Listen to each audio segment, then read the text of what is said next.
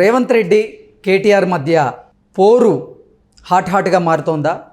నిన్న కేటీఆర్ పులి కేసీఆర్ బయటికి రాబోతుంది అంటూ కొన్ని వ్యాఖ్యలు చేసిన నేపథ్యంలో ఆ వ్యాఖ్యలపై సీరియస్గా కమెంట్ చేశారు రేవంత్ రెడ్డి గారు. పులిని బంధించి బోన్లో చెట్టుకు వేలాడదీస్తామని, బీఆర్ఎస్ను 100 మీటర్ల లోతులో బొంద పెడతామంటూ కూడా సీరియస్గా దానికి కౌంటర్ ఇచ్చేటువంటి ప్రయత్నం రేవంత్ రెడ్డి చేశారు. ఈ నేపథ్యంలో మరో కౌంటర్గా కేటీఆర్ 100 మీటర్ల లోతులో మీరు బొంద పెట్టడం పక్కన పెడితే 100 రోజుల్లో మీరు ఇచ్చినటువంటి హామీలను నెరవేరుస్తారా లేదా అంటూ కూడా ఆయన మరికొన్ని వ్యాఖ్యలు చేశారు.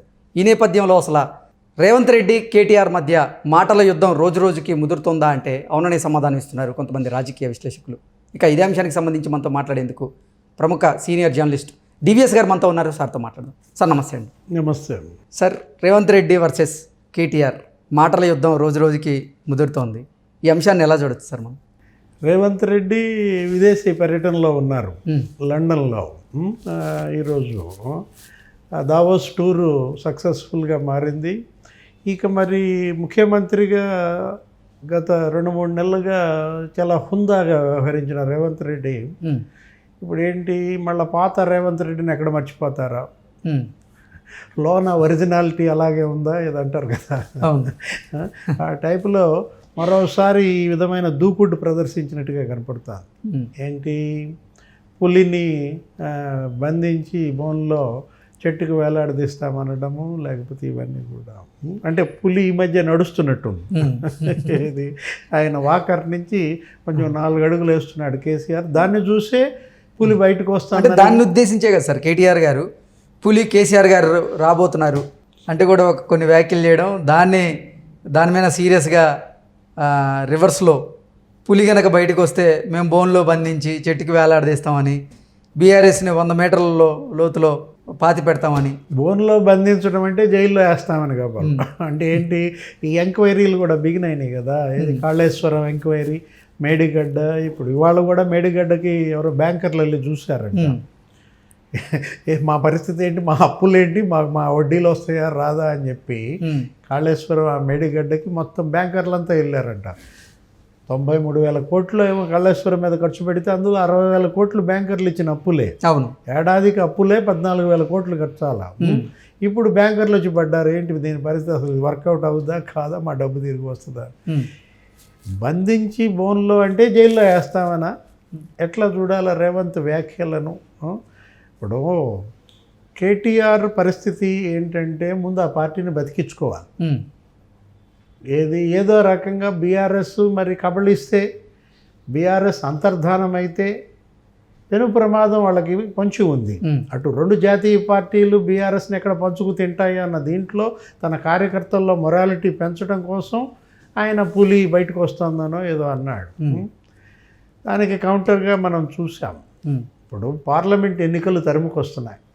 ఇంకొక 2 నెలల్లో లోక్సభ ఎన్నికల్లో కాంగ్రెస్ పార్టీని తెలంగాణలో కనీసం 12-14 స్థానాల్లో గెలిపించాల్సిన బాధ్యత రేవంత్ రెడ్డి, బట్టి విక్రమ్ వీళ్ళందరి మీద ఉంది. దానికి ఎంత రీచ్ అవుతారు, ఆ టార్గెట్ ఎలా రీచ్ అవ్వాలి అంటే, లాస్ట్ ఎలక్షన్లో అసెంబ్లీలో బీఆర్ఎస్ సత్తా ఎక్కడ చూపించింది? అర్బన్ ఏరియాలో. రూరల్లో ఊడ్చుకుపోయింది. నీకేం జరిగింది? సిటీ కాపాడింది. జీహెచ్ఎంసీ పరిధిలోనే వాళ్ళకు వచ్చాయి సీట్లు కూడా. రేపు ఆ లోక్సభ ఎన్నికల్లో బీఆర్ఎస్ అర్బన్లో గండి కొట్టడం కోసమే రేవంత్ రెడ్డి ఈ విదేశీ పర్యటన.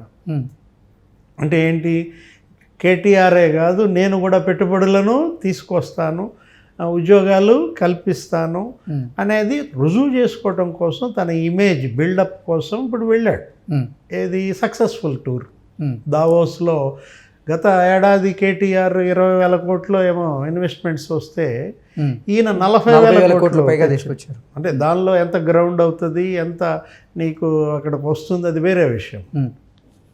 అంటే ఏంటి, గతంలో కేటీఆర్ ఏదో పరిశ్రమల అభివృద్ధి, కంపెనీలు, గూగుల్తో, అమెజాన్తో, వీళ్ళందరితో, మైక్రోసాఫ్ట్ మీటింగ్స్, ఆంధ్రప్రదేశ్లో చావు దెబ్బతింది అక్కడ జగన్మోహన్ రెడ్డి పరిపాలనలో. అక్కడ కంపెనీలన్నీ తెలంగాణకు ఆకట్టుకోవటం మనం చూసాం. అమర్ రాజా, ఫాక్స్కాన్ ఎక్స్టెన్షన్ ఇండస్ట్రీ, జాకీ కూడా వచ్చేసింది, ములుగు, మహబూబ్ నగర్ ఇటు వచ్చేసాయి ఆంధ్రప్రదేశ్లో పరిశ్రమలన్నీ.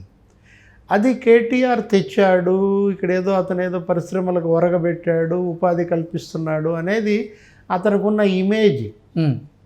దాన్ని పూర్తిగా డ్యామేజ్ చేసి తను పరిశ్రమలను తీసుకొస్తున్నాను, ఇన్వెస్ట్మెంట్స్ డెస్టినేషన్గా తెలంగాణని మారుస్తున్నాను అనేది ప్రూవ్ చేసుకోవటం కోసం అర్జెంటుగా ఇప్పుడు దావోస్ వెళ్ళాడు.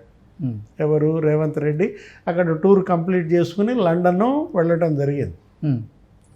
ఇప్పుడు లండన్లో థేమ్స్ తరహా అబ్జర్వేషన్, అక్కడ థేమ్స్ డెవలప్మెంట్ అథారిటీతో మరి ఎంఓయూ చేసుకోవటమా, లేకపోతే అక్కడ మూసీ నది మనది ప్రక్షాళన, థేమ్స్ నదిని వాళ్ళు ఎలా అయితే బేస్గా చేసుకుని లండన్ డెవలప్ చేశారో అట్లా మూసీ నదిని బేస్గా చేసుకుని ఇక్కడ కూడా హైదరాబాద్ డెవలప్మెంట్ చేయడం కోసం తీసుకున్నాడు ఇప్పుడు టార్గెట్గా. దానికి సంప్రదింపులు అవి జరుగుతున్నాయి. దాంట్లో ఏంటి, మూసీ ప్రక్షాళన మరి గతంలో చంద్రబాబు హయాంలో జరిగింది. ఎట్లా అప్పట్లోనే ఒక 300 కోట్లతో ఆయన కొంత చేశాడు. ఈ హుస్సేన్ సాగరు, తర్వాత ఉస్మాన్ సాగర్ రిజర్వాయర్స్ని.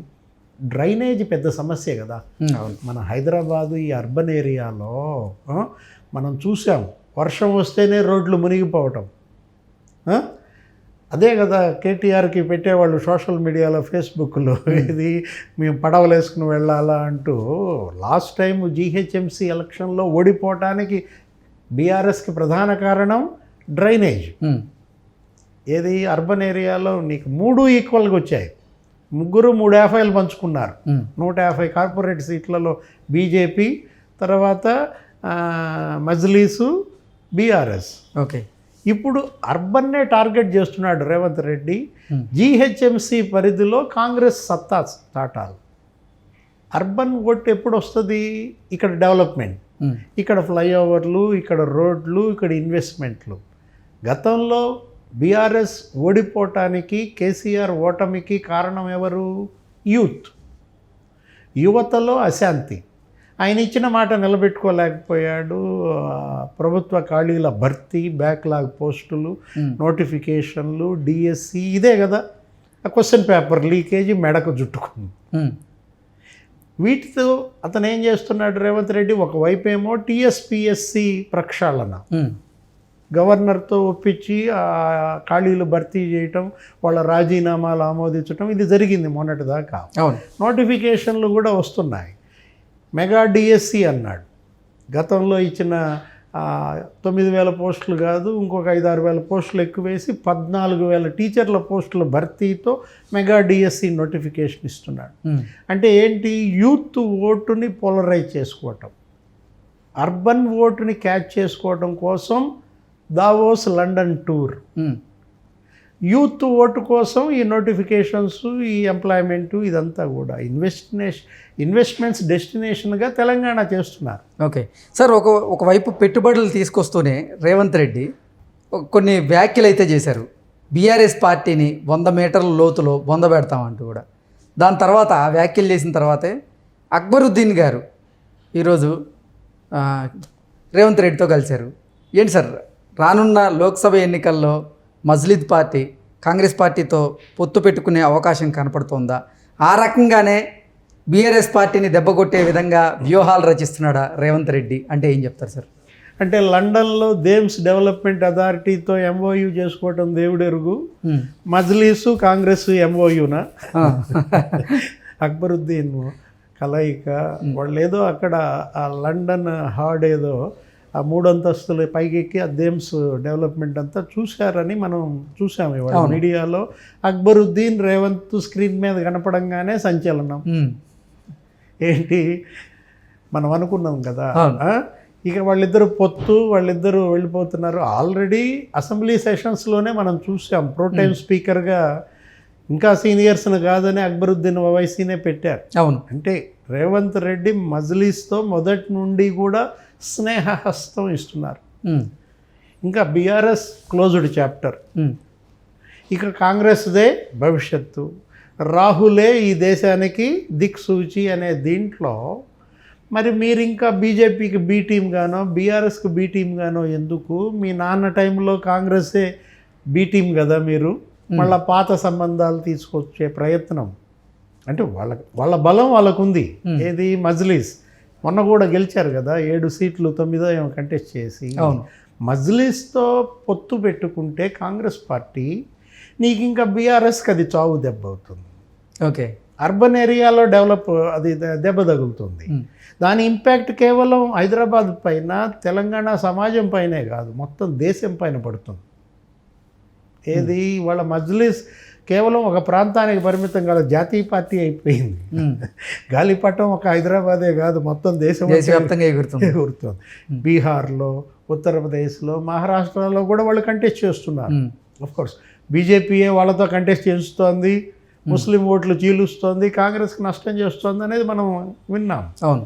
ఇప్పుడు గనక అక్బరుద్దీన్, అసదుద్దీన్, రేవంత్ వీళ్ళందరూ కూడా ఏకమై రాహుల్ నాయకత్వంలో కాంగ్రెస్, మజ్లిస్ కనుక మరి కలిసి నడిస్తే దాని ఇంపాక్ట్ దేశం పైన కూడా పడుతుంది. అంటే రేవంత్ రెడ్డి విదేశీ పర్యటన, దావోస్, లండన్, ఈ ప్రకంపనలు ఇదేంటంటే పెట్టుబడులు ఆకర్షించడం, ఉద్యోగాల కల్పన, ఇది పక్కన పెట్టు, రాజకీయ ప్రకంపనలు. ఈ వ్యాఖ్యలు కూడా అదే, ఏది బీఆర్ఎస్ని 100 మీటర్ల భూస్థాపితం చేస్తామన్నది కూడా. అంటే ఏంటి, మళ్ళీ పాత రేవంత్ రెడ్డిని జనం ఎక్కడ మర్చిపోతారో, ముఖ్యమంత్రిగా కేవలం హుందాగా ఉంటే చాలదు, కొంచెం మరి ఇవి కూడా అనాలి, ఏలాడదీస్తా చెట్టుకి, ఇవన్నీ కూడా మరి పాత రేవంత్ని గుర్తు చేస్తున్నాయి. ఓకే, ఏదైనా హరీష్ రావు, కేటీఆర్ ఇవాళ బీఆర్ఎస్ని బతికించుకోవాలి. ఒకవైపు బీజేపీ భూతం తరుముకొస్తోంది, అవును, ప్రధాన ప్రతిపక్షంగా బీజేపీయే కావాలని ఉర్రు తలూగుతోంది. మరి బీజేపీని ఎలా తట్టుకుంటారు? నెక్స్ట్ ఇక కాంగ్రెస్ పార్టీ అది రెడీగా ఉంది పగ తీర్చుకోవటానికి, ప్రతీకార వాంఛతో రగిలిపోతుంది. 42 మంది ఎమ్మెల్యేలను కాంగ్రెస్ నుంచి లాక్కున్నారు కదా, చీల్చేశారు కదా. 2014లో కొంతమందిని చీల్చారు, 2019లో కొంతమందిని చీల్చారు. కాంగ్రెస్ని భూస్థాపితం చేద్దామనుకున్నాళ్ళు బీఆర్ఎస్ భూస్థాపితం అయ్యే పరిస్థితి వాళ్ళే తెచ్చుకున్నారు. ఓకే, మరి రేవంత్ ఛాన్స్ దొరికితే వదులుతాడా? మొన్న జరిగిన అసెంబ్లీ ఎన్నికల్లో ఇక్కడ హైదరాబాద్ లోకల్గా ఉన్నటువంటి స్థానాల్లో మాత్రం గెలవలేకపోయింది, సత్తా చాటలేకపోయింది. ఇది దృష్టిలో పెట్టుకొని రేవంత్ రెడ్డి మజ్లిస్ పార్టీతో మద్దతు పెట్టుకునేందుకు ప్రయత్నం చేస్తున్నారా? అందులో భాగంగానే ఈరోజు అక్బరుద్దీన్ రేవంత్ రెడ్డిని కలిసేటువంటి ప్రయత్నం చేస్తున్నారా? వీళ్ళిద్దరు కలిసి బీఆర్ఎస్ పార్టీకి చెక్ పెట్టబోతున్నారా అంటే ఏం చెప్తారు సార్? ఏదైనా జరుగుతుంది, రాజకీయంలో అసాధ్యమేమీ లేదు. ఇప్పుడు మజ్లిస్ ఒకప్పుడు కాంగ్రెస్ మిత్రపక్షమే. వాళ్ళ నాన్న సుల్తాన్ సలావుద్దీన్ ఓవైసీ వాళ్ళ హయాంలో, ఇందిరాగాంధీ టైంలో, రాజీవ్ గాంధీ టైంలో కలిసి ప్రయాణించాయి. తెలుగుదేశం ప్రభుత్వానికి దూరంగానే మజ్లిస్ కాంగ్రెస్కి చాలా క్లోజ్. ఏం జరుగుతుంది, మళ్ళీ పాత మిత్రులు ఏకమవుతున్నారు అని చెప్తారు. ఓకే, బీఆర్ఎస్ భవిష్యత్తులో పైకి వచ్చే అవకాశం లేదు. బీఆర్ఎస్ను నమ్ముకుంటే మజ్లిస్కి గుంతే. ఓకే, గుంతలో దిగటానికి మజ్లిస్ సిద్ధంగా ఉండదు కదా. ఇక భవిష్యత్ కాంగ్రెస్దే అనుకున్నప్పుడు, బీఆర్ఎస్ ముక్కచెక్కలు అవుతోంది అనుకున్నప్పుడు, బీఆర్ఎస్ భవిష్యత్తు పైన నమ్మకం లేనప్పుడు మజ్లిస్ చూపు కాంగ్రెస్ వైపే ఉంటుందో. ఓకే, వాళ్ళిద్దరు కనుక అంటే పొత్తు పెట్టుకుంటే సార్ రానున్న ఎన్నికల్లో ఈ జేహెచ్ఎంసీ పరిధిలో ప్రభావం చూపించే అవకాశం ఉందా కాంగ్రెస్ పార్టీకి? జిహెచ్ఎంసీలో మరి పూర్తి ప్రభావం చూపిస్తుంది. 50 కార్పొరేట్లు వాళ్ళ చేతుల్లో ఉంటారు. అదే కాదు సార్, లోక్సభ ఎన్నికల్లో కూడా ప్రభావం చూపించే అవకాశం ఉందా ఈ హైదరాబాద్, రంగారెడ్డి జిల్లాల్లో? కాంగ్రెస్ మజ్లిస్ గనక కలిస్తే బీజేపీ ఆశలు కూడా నీకు నిరాశే. ఒక బీఆర్ఎస్ఏ కాదు, బీజేపీకి కూడా అది దెబ్బ తగులుతుంది. ఇప్పుడు బీజేపీ కూడా గనక కనీసం 2-3 సీట్లు కూడా గనక తెచ్చుకోలేకపోతే రేపు లోక్సభ ఎన్నికల్లో ఆల్రెడీ మొన్న ఆదిలాబాద్లో వాళ్ళు మంచి ప్రభావం చూపించారు. ఓకే, వాళ్ళు గెలిచినటువంటి 8 అసెంబ్లీ సీట్లలో 4 ఆదిలాబాదే. కాబట్టి ఆదిలాబాద్ పార్లమెంట్ గెలవాల్సిన బాధ్యత బీజేపీ పైన ఉంది. ఓకే, గెలిపించాల్సింది కిషన్ రెడ్డి, బండి సంజయ్, మరి వాళ్ళందరూ కలిసి గెలిపించాలా. ఈ పరిస్థితుల్లో సికింద్రాబాద్లో, హైదరాబాద్లో సిటీ ప్రూవ్ చేసుకోవాలి.